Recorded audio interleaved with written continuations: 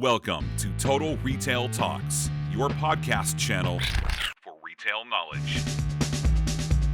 Hi, I'm Joe Keenan of Total Retail Talks here at CRMC in Chicago, joined by Brian Venuti, who is the Vice President of CRM and Loyalty at Luxottica. We're going to have a brief conversation here with Brian. Thanks for joining me, Brian. Yeah, my pleasure. So let's first start by just talking a little bit about your role at Luxottica. Yeah, in my role, I oversee loyalty and CRM for our optical business, which includes the doctor communications as well as retail, as well as our sun business, which is Sunglass Hut and Oakley Retail. So maybe that's a good point a point of context there is maybe for those that are unaware, maybe give a brief overview of the brands within the Luxottica, at least for the brands that you work on in the eyewear business. Sure. So we're a global company, and we have retail locations all over. In North America, on the optical side, we have Lens Crafters, Pearl Vision, Target Optical, and Sears Optical. And then on the sun side, we have Sunglass Hut and Oakley Retail.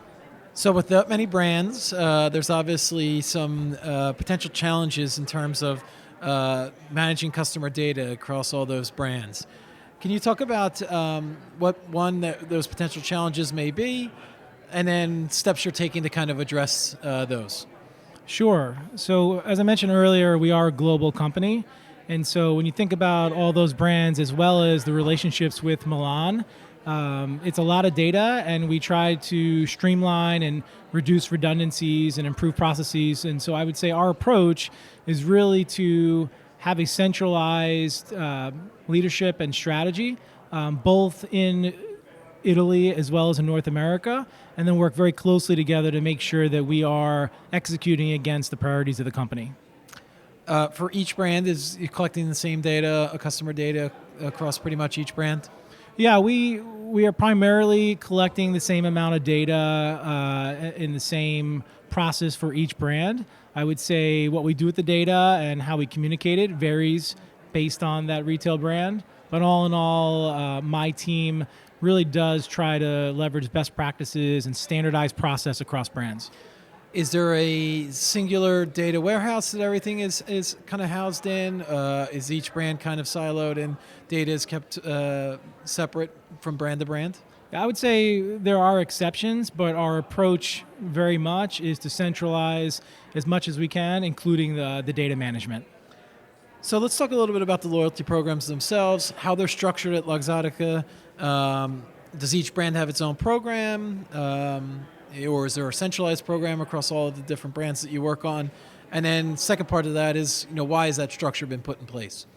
Sure. So I can speak to three of our programs. We have a loyalty program for Oakley, we have a loyalty program for Ray-Ban, and we have a loyalty program for Sunglass Hut.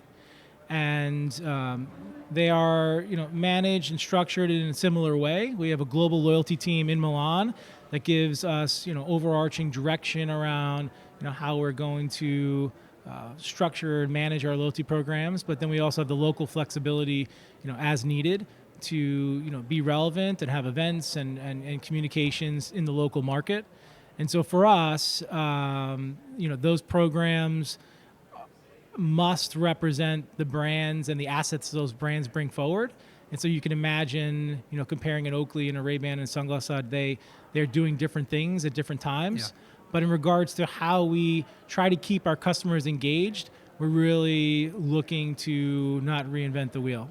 What would be some examples of the benefits members of, you pick the brands, but of the loyalty program? What, pricing discounts? Is it other, experiential types of things that you're offering them? Maybe you can talk about an example or two of the benefits that your customers are seeing. Sure. So we, of course, provide some special offers and deals to folks that are in our membership programs. But beyond that, we put a lot of energy and effort to make them feel special. So whether that entails giving them early access to new products and new releases, whether it be giving them exclusive content that they can't get anywhere else, or just opportunities to go to local events. We're constantly looking for ways to have that balance between promotional as well as just building up the equity of our brands. Mm-hmm. So with more competition entering the retail eyewear space, and particularly online, I'm interested in how Luxottica is trying to differentiate itself through its use of its customer data and the loyalty programs that you've been speaking about. Yeah, so from my vantage point, I think we are very focused on making sure that when a customer puts their trust in us and says, yeah, I'd like to have an ongoing dialogue, I'd like to talk to you, I have an interest in knowing more about the brand and building that relationship, we're trying our best to understand what does that mean, right? And so we're thinking about things like cadence. How often do we talk to people? How do we execute personalization? So understanding what content and offers and products you would have an interest in versus someone who might be different in terms of their buying habits or just brand affinity. And so for us, we are, of course, aware of what's going on in the marketplace, but we're trying to really lean into our strengths, which are our products, our brands, our marketing, and our scale, to then just continue to keep those customers engaged so they can keep coming back. And those communication strategies, I would imagine, are defined on a brand-by-brand basis. The customer that's going to Sunglass Hut is different than the customer potentially that's shopping for prescription eyewear. You talk a little bit about the nuances there and communication strategy too. Yeah, so we, on the optical side, when it comes to doctor communications, we build it around the eye exam and eye health and education. And so there's a very different stream in regards to that versus our retail businesses. On the retail side, there's also a balance with our life cycle communications. So the general welcome series and different types of anniversary and birthday and way to based on timing and life event, but also making sure that we are very good and clear at communicating the really important seasonal events and retail events, the holidays and buying seasons. Yeah. And so for us, all those elements are consistent across our loyalty programs, but how we execute them, without a doubt, is different by brand. Yeah. As part of the ongoing evaluation of your loyalty programs, what are some of the performance metrics that you're looking at on a regular basis? And is that, again, back to the brand conversation, is that uniform across all brands or potentially specific brand by brand? That is uniform. Okay. So for us, we look, I would bucket it into two categories. One, engagement. So determining, are we effective at keeping people interested, opening emails, responding to direct mail, interacting in social. And so there's a social, interactive engagement element that we very much care about. And on the flip side, we, without a doubt, manage CRM as a business.